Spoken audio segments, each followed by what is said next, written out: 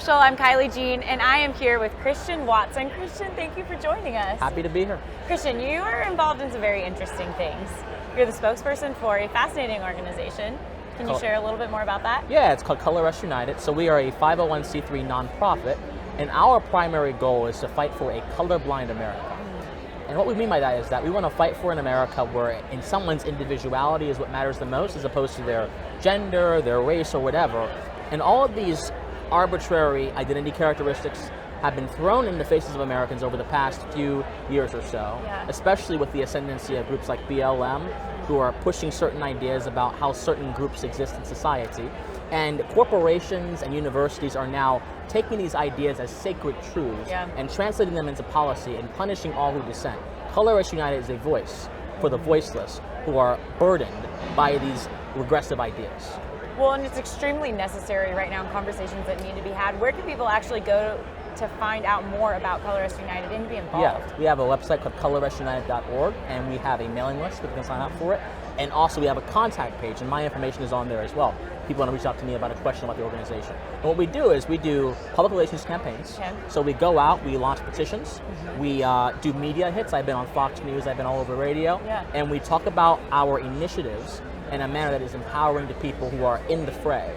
So for example, the Salvation Army last year got caught telling their members to repent for the church's racism, and basically saying that they were all collectively responsible for racism in the church in the past. So we launched a petition, got about 14,000 signatures from Salvation Army employees, and we got them to recant and say we're going to put our curriculum under review. And we got the American commander of the Salvation Army to release a video saying that Color Us United is attacking the poor because we were attacking their policies. But we made a huge splash and made one of America's most cherished institutions actually live up to their reputation. It's very interesting, intriguing, and also pivotal what you guys are doing, because you're really lifting the lid on conversations that people are too scared to have right now. Absolutely. So what you're doing is instrumental for the future generations of our nation. So thank you so much for being a part of that. No problem. And for empowering the American people to be able to be equipped and to have these conversations and to take action. You also are a host of your own YouTube show. Tell us more about that. So it's called Pensive Politics, or Christian Watson Politics. I alternate because one of the names comes up in the search results and one does not. But what I do is every Monday, Wednesday, Friday, and Sunday, I make videos on cultural issues, social issues, anything that's going on really. And I do it from a philosophical perspective, because I believe that the foundations of our nation are not only pure, they are objectively true, and they are understandable and discernible by anyone with reason, meaning anyone who is a human being. And so I want to do the same thing our founders did, and analyze what is happening in society right now, the surface, by considering the basis of all of it, considering what is good government, what is justice, what is natural law, how can we live in accordance with objective principles to order ourselves, order our policy, order our understanding of the world, to be in coherence with reality, not in conflict with it. See, the problem is, a lot of left-leaning ideologies are in conflict with reality because they see the world in such an emaciated, simplified way, where the individual is an afterthought, where principles that are not concerned with the system or power and privilege are also an afterthought, and all that matters are group characteristics. Our founders did not think that, and they searched tirelessly, pouring through volumes in Western literature, going all the way back to ancient Greece, searching through tomes of philosophy, taking the wisdom of John Locke, and they translated it. They translated principle into praxis and established the greatest tribute to human freedom that this world has ever known. And I want to keep us in conjunction with that spirit, because we've lost that. And this has been under assault for a while. Generations. The progressive era is where I think a lot of it began. There were some things that happened before them, like slavery, but the progressive era is like when the modern assault happened, right? You have Woodrow Wilson and the establishment of the Federal Reserve. You have the establishment of the administrative state, which happened in the progressive era. You have this idea the government can be this paternal instrument for good. When in all reality, government is simply a mechanism to bring about certain kinds of action. It does not create anything. Government stops things. It uses force. Force is a stopping mechanism. Force does not create anything, it stops things. And so when you think you can use government to create a better society, you're actually stopping people from having that better society, because you're coercing them into a certain lane. Absolutely. And good society is not built on coercion. They're built on cooperation. It's true. And I think you bring such an interesting point to the table when you talk about principle and you talk about practice and marrying the two together. What has been some of the results you found by having these conversations, not only as a host, but with people? Most people that I've talked to over my 2 years of doing this, they genuinely believe that what they're doing, what they're believing is what is best for everybody. It's important for all of us to check that impulse, because I think it's rather arrogant to assume that I know what is best for Jack over there, for Jennifer over there.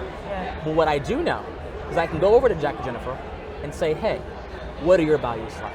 How do you live your life? How do you see society? How do you see government? And from that from that sharing of a perspective, I can get a better idea of what might be better for them, best for them. So I don't presume to know how folks live their life.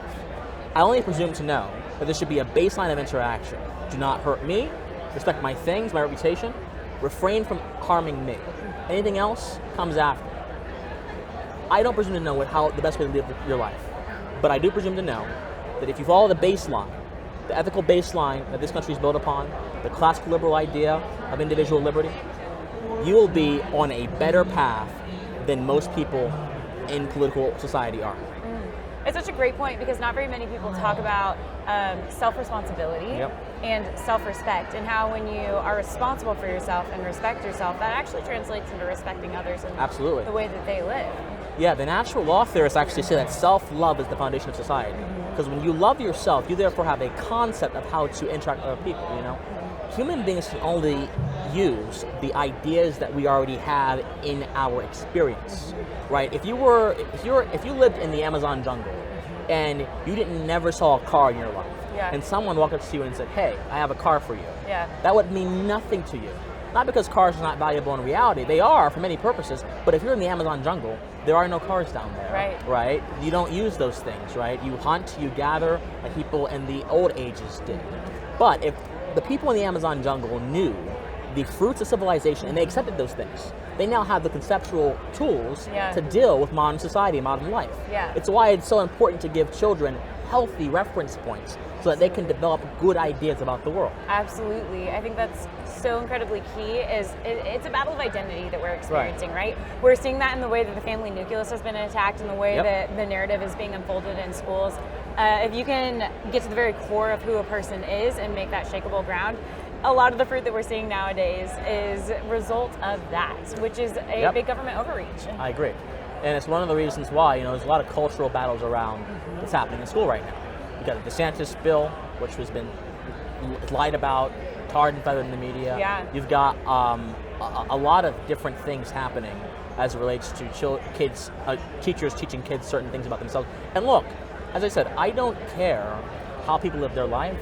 I don't care what or who somebody is. I don't care how a grown adult identifies or who they marry or whatever.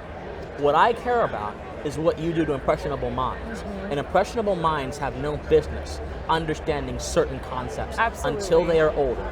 Look, when you're a teenager, you will learn a bunch of things, especially if you're on the internet. You learn a bunch of things you never had any business learning already. You only learn that in 7th grade or in 5th grade or in 6th grade. Kindergarten now. Or in kindergarten.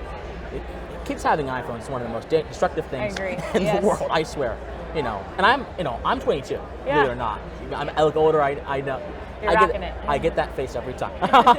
People are just surprised. But there are things that I learned prematurely when I was a teenager that I had no business learning, but it happens. When you're in this digital age of hyper-connection, you will learn things naturally, but let it happen naturally. Let the parents have some kind of control over it. Don't let it happen in the classroom. Absolutely. Now, where can people find more information about you and your show? Well, you can go to @officialcwatson on Twitter. You can go to Christian Watson Politics on YouTube. You can go to colorusunited.org as well, and I'm all on there. Perfect. Well, Christian, thank you so much for spending your time with us and just sharing the very core of who you are and what you believe and how that's actually affecting us here today in America. I think it's conversations we need to have. Happy to be here. Thank I you. appreciate it. Thank you, Christian. No problem.